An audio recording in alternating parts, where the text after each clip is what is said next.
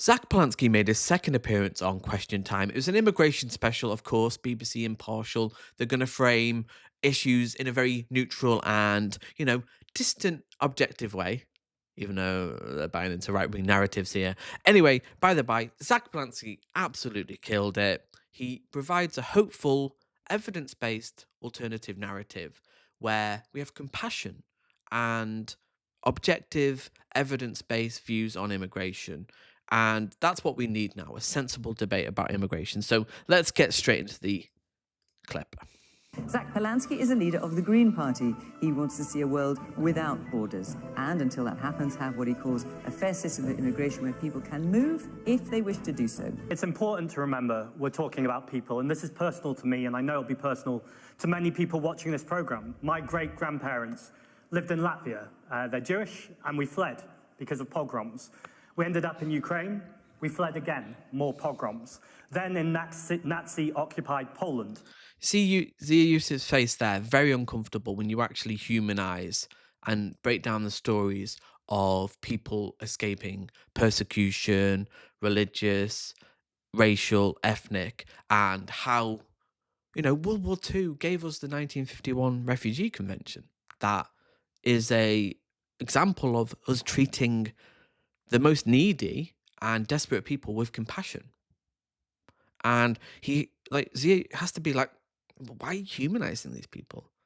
Why are you telling your story of your ancestors and how you have benefited? Because Zia Yusuf got famously very defensive when asked about why did his parents come from Sri Lanka in the 1980s. He couldn't answer the question. Because this is how cowardly these people are. They can't answer the question because they know, actually, yeah, we are a tolerant country. Yes, we do invite people to come over and contribute, and people who are refugees and asylum seekers. We're a great country, and we need to celebrate that, not undermine it by being divisive and scapegoating these people. Ended up in Ukraine. We fled again, more pogroms. Then in Nazi-occupied Poland, then fled again. And this is what people have done throughout history. They have fled because they've moved because of war or persecution, or they've moved because of people they love or that they want to travel. And do you think there should be any limits on those numbers? Judging from your manifesto, you don't. Well, I think we need to... No, it's such a misreading. A fair and, freedom-based immigration policy. Obviously, there's a limit to how many people we can take. That's obvious. There's infrastructure, especially our failing, crumbling infrastructure that has been a victim of austerity. That's the real question here. Why have we literally destroyed our country? Why has Brexit economically destroyed us? That's the real question we should have in, not just scapegoating migrants, which is what Reform, Labour, and the Tories want to do. How about rebuild our country, invest in our country? But Fiona Bruce is such a coward. Your neutral question there should be like, oh, what is your immigration policy? Not how many. That's such a right wing framing of our only growth in the economy of the last 20 years has been immigration. Like, we have to get this in perspective here. Immigration contributes greatly to the tax coffers, our labour force. We would be less without it. 1/5 of the workforce in Britain are immigrants. Why do we act like that's not the case? Be really clear about the numbers. This year, 800,000 people have arrived in this country. 400,000 of them have come to study. 300,000 of them have come to work and are a net contribution to our tax system. Yes, but that's answering a different question. Well, I'm the just question I'm finishing. asking you, Zack, is do you believe, because judging from what the Greens say, though quite often you shy away from it, saying it in public, but what is written down is that you believe in a world without borders, therefore anyone who wants to come should be able to come. Is that correct? So what's important to know is when we talk about those numbers, we're talking about a policy for a sustainable society. Okay, you haven't actually answered that. I'm answering you right now. This is about what it looks like in the future. Yes, in an ideal world. See, all she wants is a simple yes or no question, like a gotcha. Whereas this is really complicated because we have got declining birth rates across the world. We've got an aging population. We've got 150 vacancies in the NHS. This is complicated. And there is a balance to be had and a conversation. But it has to be based in evidence, not just fear-mongering. And you have to look at it in the context of austerity, Brexit, Our economy is on its knees. We don't have any growth. We have wage stagnation since 2008. People can't afford housing.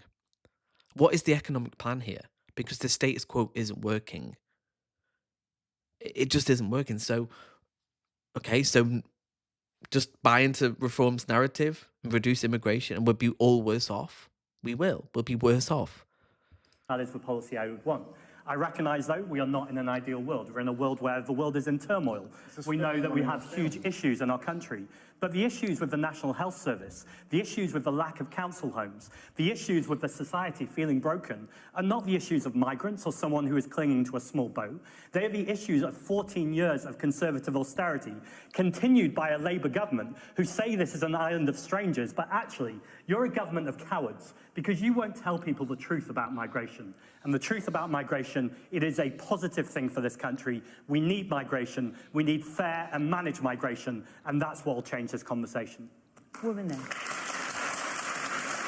My deputy leader. But we do have managed migration. That's the thing. We give visas to people who can afford it. Like, we choose how many people come in the country. And there's a reason why, with all this rhetoric around immigration, that the Tories weren't able to bring immigration and migration down. It's because we need it. It's just a resource we need. It's a labour resource that we benefit from. Our economy benefits from it. These are people at the end of the day. Just treat them like people. I think if you treat people like people, this is a very different discussion to be had. Like, just put yourself in their shoes and go, actually, would I like to maybe move to a country one day? Maybe I'd, maybe be an expat in Spain. Maybe I want to, like, maybe go and live in America or Canada or South America or, where else. Just put yourself in their shoes. But unfortunately, people can't, don't they? It's been completely consistent with what I've been saying and the Green Party's been saying. How is that consistent? Hotels and army barracks are not an acceptable place to store asylum seekers like there's some sort of Amazon returns. But we have That's housing totally shortage, dehumanising. so where exactly. would you put them? So we have 1 million. Wow, where'd you put them? Like they are just like Amazon returns. That's fucking disgusting. I mean, Fiona Bros is a despicable human being. Like, why is she allowed to do this? She's just like, where'd you put them then? Well, maybe we fast track these people. Maybe we fund the Home Office to actually process these people. 80% of applicants are processed and are successful. Maybe just treat them like fucking humans. I know that's controversial in this day and age where it's very convenient and politically, powerful to just say these people are like, oh yes, in hotels, like they're the problem. How about process them? Tax wealth to process them? Maybe? Nope. Hang on, let's hear this man shouting. Hang on. Yes, what are you saying? Mr. Polanski, why is it not acceptable? Yeah. We put our army and our servicemen in there. Why can't they be in there? Because it's a difference between someone living there for days or months or years. Now, we have 1 million empty homes. I'm a military veteran. Let me finish rather than you chipping in. We have 1 million empty homes in this country. We have 1 million households on the waiting list. We need to build council housing. We shouldn't have a race to the bottom on migration. We should have a race to the top on public services. And when you get very wealthy parties who are looking to defend their mates, multimillionaires and billionaires, in fact, Reform took a donation today for £9 million from a crypto bro. We are being distracted by talking about immigration. So when Rachel was being very clear, she was saying migrants and refugees are welcome here, but let's not store them in army barracks. Let's make sure we have appropriate accommodation where people can be working, paying into the tax system, and we can be proud of a country that is humane and compassionate rather than running to be toxic and divisive. And where are you going to create all these houses from, and over what period of time? Well, we live in one... Oh my God. Is she just a fucking Tory or something? Obviously she is. She's a wealthy woman who, like, just doesn't give a shit about... What do you mean? Where we built 1 million homes after World War II when we were on our fucking arses after tens of millions of people in Europe have just been slaughtered.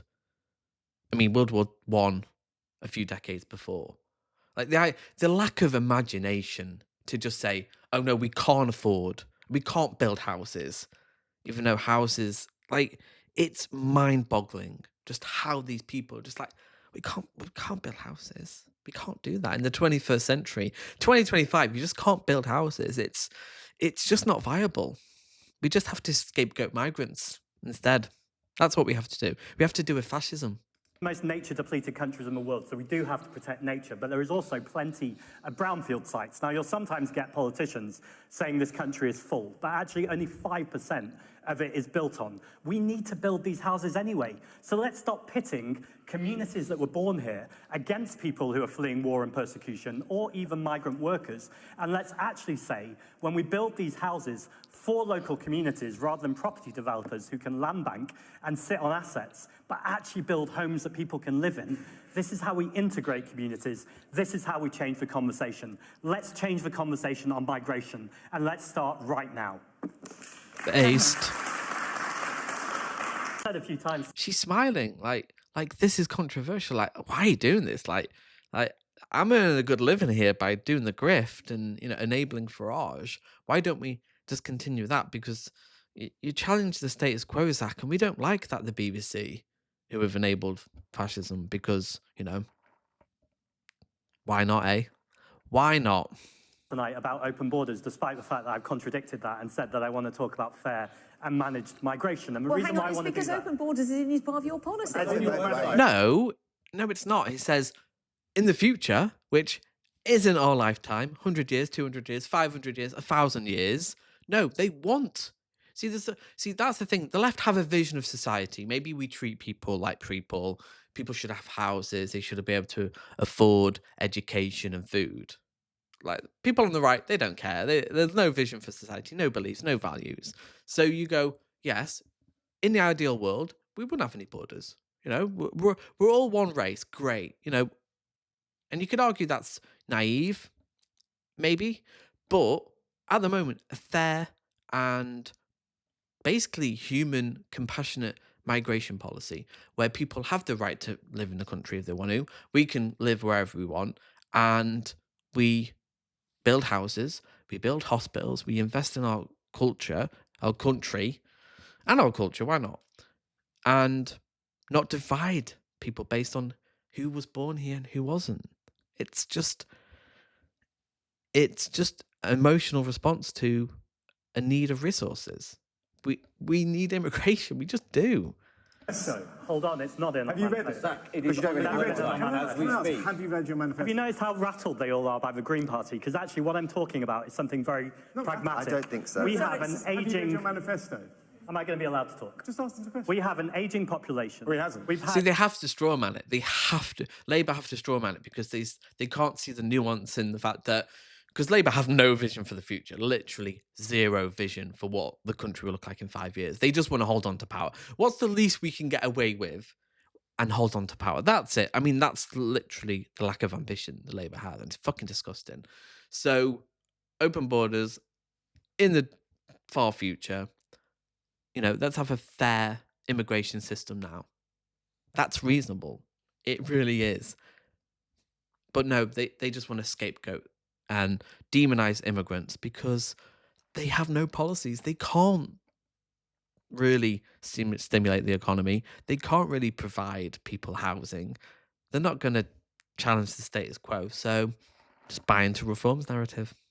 A declining birth rate, the lowest birth rate for the last 3 years. And ultimately, we have pensions to pay. So we've got people coming over here who, on average, as a migrant worker, are contributing £78,000 over the time, then going back to their home country and not taking out of our system. So they are a net benefit. Most people in this audience and watching this at home will have had an experience of a care worker.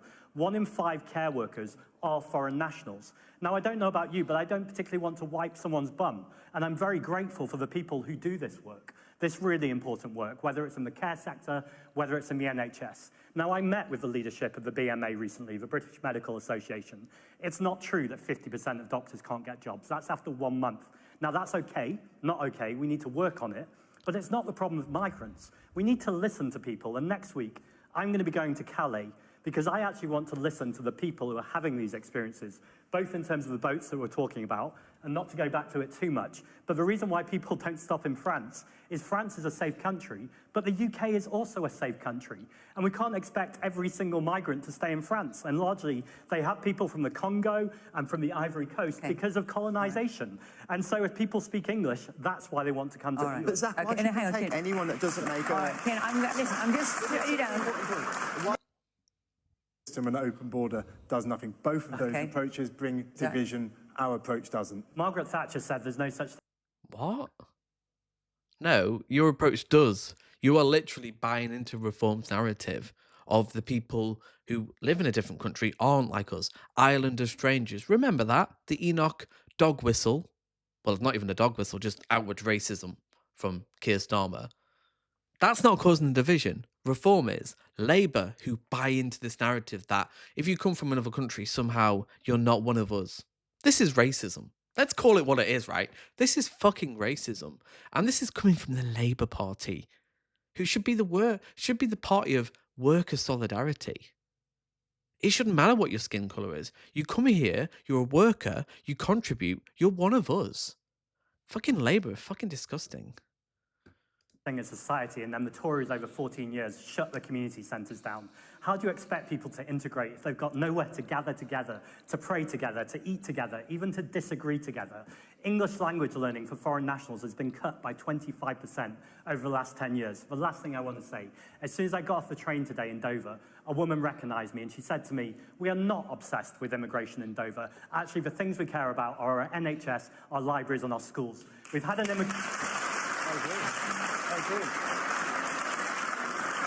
This is an immigration special, but when are we going to have a cost of living special, or a climate special, or a tax for rich special?